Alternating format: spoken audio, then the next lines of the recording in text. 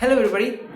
सो आज के वीडियो में हम बात करने वाले हैं कॉम्पिटिटिव एग्जाम्स के बारे में, जो कि आप क्लास 12 के बाद दे सकते हैं। आपको ये एंट्रेंस एग्जाम जिसे कहते हैं, जैसे कि आपको अगर इंजीनियरिंग फील्ड में जाना है, अगर आपको मेडिकल फील्ड में जाना है, अगर आपको फार्मेसी या फार्मा मेडिकल फील्ड में जाना है, या अगर आपकी इच्छा है कि आप जाएँ लॉ फील्ड में, या फिर आप जाएँ कॉमर्स फील्ड में, अगर कॉमर्स बैकग्राउंड या फिर 11th-12 में कॉमर्स है तो कॉमर्स फील्ड में आप जाना चाहते हैं, या तो फिर डिफेंस मैनेजमेंट सिस्टम में जाना चाहते हैं, तो कौन से कॉम्पिटिटिव एग्जाम्स देने हैं, ये क्लास 12 स्टूडेंट्स के लिए बहुत ही बड़ा डिलेमा हो जाता है, बहुत बड़ा दुविधा हो जाती है। तो इसलिए मैं आज एक वीडियो लेके आऊँ ताकि आपको मैं सारे एंट्रेंस एग्ज़ाम के बारे में बता सकूँ, ताकि हमारे इंटरेस्ट और सक्सेस के चांसेस और ज़्यादा बढ़ सकें। दोस्तों ये सब कॉम्पिटिटिव एंट्रेंस एग्ज़ाम जो कि आप 12th क्लास के बाद दे सकते हैं, और इसको देने से आप रेस्पेक्टिव कॉलेजेस में, डिफरेंट कॉलेजेस में आपकी एडमिशन हो सकती हैं। और आप अगर 12th क्लास में कोई भी बैकग्राउंड से हो और उस बैकग्राउंड से रिलेटेड कोई भी अपने स्टडीज लिए उस बैकग्राउंड से रिलेटेड आप अगर कॉम्पिटिटिव एग्जाम देते हो तो आपको अच्छे कॉलेजेस मिलते हैं, तो आपका फ्यूचर स्कोप भी बढ़ता है। तो दोस्तों बिना किसी देरी के चलिए दोस्तों स्टार्ट करते हैं एंट्रेंस एग्जाम्स के बारे में। पहले बात करेंगे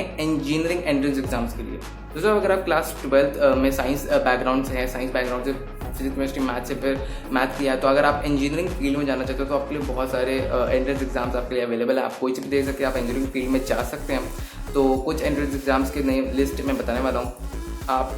जेई मेंस दे सकते हैं, जेई एडवांस भी दे सकते हैं, आप बिटसैट दे सकते हैं, आप वीआईटी ट्रिपल ई दे सकते हैं, आप आईपीयू सेट दे सकते हैं, आप एएमयू बीटेक के एग्जाम दे सकते हैं, आप कॉमेडी के का भी एग्जाम दे सकते हैं, आप NDA entrance exam with PCM का भी दे सकते हैं, आप मणिपाल बीटेक का एक रिस्पेक्टिव एग्जाम होता है, आप एआई ट्रिपल ई का एग्जाम भी दे सकते हैं, आप state level engineering entrance exam भी दे सकते हैं, आप एचपी सेट भी दे सकते हैं, आप एसआरएम जेई भी दे सकते हैं, बीएचयू यूईटी दे सकते हैं जो अंडर ग्रेजुएट का एग्जाम होता है, आप एपीई एमसीएटी दे सकते हैं, आप डब्ल्यूबीजेई दे सकते हैं, West Bengal joint entrance exam होता है, आपके आईआईटीडब्ल्यू भी दे सकते हैं, आप नाटा का भी दे सकते हैं जो आर्किटेक्चर में होता है,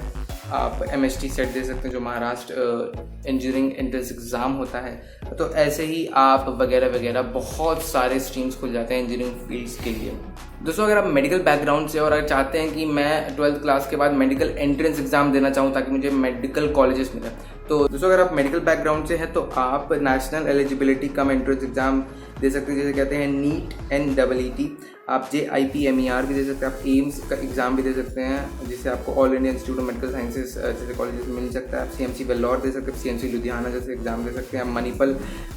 यूनिवर्सिटी का अलग से एग्ज़ाम दे सकते हैं, आप AIPMT का भी एग्ज़ाम आप दे सकते हैं। दोस्तों अगर आप चाहते हैं कि आप 12th क्लास के बाद फार्मा मेडिकल फार्मेसी जैसे कोर्सेज परस्यू करना चाहते हैं तो उसके लिए भी एंट्रेंस एग्जाम देने पड़ेंगे। तो कुछ एंट्रेंस एग्जाम ये रहे आपके सामने। दोस्तों आप उड़ीसा जेई दे सकते हैं, OJEE कहते हैं, आप गुजरात सेट दे सकते हैं, WBJEE दे सकते हैं, आप APEM सेट दे सकते हैं, PSEM सेट दे सकते हैं, UPSEE दे सकते हैं जो कि यूपी में आपको स्टेट कॉलेजेस मिलेंगे, आप MST सेट दे सकते हैं, आप बिटसैट भी दे सकते हैं, आपको फार्मेसी कोर्सेज मिल जाएंगे। दोस्तों अगर आप लॉ बैकग्राउंड के हैं तो लॉ बैकग्राउंड के लिए भी आपको एंट्रेंस एग्जाम देना पड़ेगा। कुछ एंट्रेंस एग्जाम के लिए ये रहे।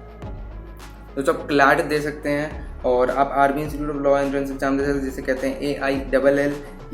आप LSAT दे सकते हैं, आप DU LLB भी दे सकते हैं, आप AP लॉ सेट भी दे सकते हैं, आप TS लॉ सेट भी दे सकते हैं जो कि तेलंगाना स्टेट का होता है, आप CU सेट भी दे सकते हैं, आप UC SAT दे सकते हैं, और आप CULLEE भी दे सकते हैं जो कि बहुत ही फेमस लॉ एंट्रेंस एग्जाम है। तो अगर आप कॉमर्स बैकग्राउंड के तो कॉमर्स के भी एंट्रेंस एग्जाम होते हैं, और कुछ लिस्ट आपके सामने ये रहे। दोस्तों आप CPCT दे सकते हैं, आप NMIMS NPAT का भी एग्जाम दे सकते हैं, आप सिम्बायोसिस सेट एग्जाम दे सकते हैं, आप DU JAT एग्जाम दे सकते हैं, आप IPU सेट का एग्जाम दे सकते हैं, आप BHU UET एग्जाम दे सकते हैं, आप RUET दे सकते हैं, आप JSAT एग्जाम दे सकते हैं, आप LPU NEST दे सकते हैं, आप IPMAT एग्ज़ाम भी दे सकते हैं, आप सेट एग्ज़ाम भी दे सकते हैं, आप निफ्ट एग्ज़ाम भी दे सकते हैं। दोस्तों अगर आप में से बहुत सारे लोग डिफेंस मैनेजमेंट में जाना चाहते हैं तो डिफेंस मैनेजमेंट के लिए भी आपके बहुत सारे एंट्रेंस एग्जाम होते हैं, तो 12th के बाद आप दे सकते हैं। तो कुछ डिफेंस एंट्रेंस एग्जाम आपके सामने ये है। अगर आपको डिफेंस एंट्रेंस एग्जाम है तो आप Indian maritime university common entrance test दे सकते हैं। दूसरा ऑप्शन आपके लिए Indian navy BTech entrance scheme दे सकता है। तीसरा option Indian army technical entrance scheme दे सकता है। Fourth national defence academy NDA जिसे कहते हैं वो एग्जाम दे सकते हैं। नेवल अकेडमी एग्जाम दे सकते हैं जिसे कहते हैं NAE, और इंडियन नेवी सेलर्स रिक्रूटमेंट का भी एग्जाम आप दे सकते हैं।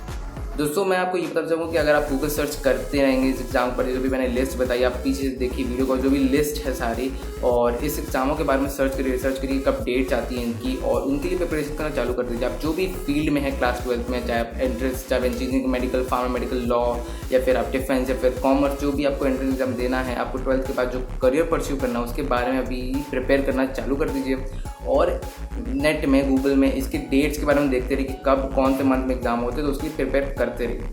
तो आशा है कि आपको वीडियो ज़रूर हेल्पफुल रहा होगा, वैल्यूबल रहा होगा इस वीडियो से। तो प्लीज़ लाइक करिए, शेयर करिए और सब्सक्राइब मेरे चैनल को। तो मिलते हैं नेक्स्ट वीडियो में, तब तक के लिए बाय।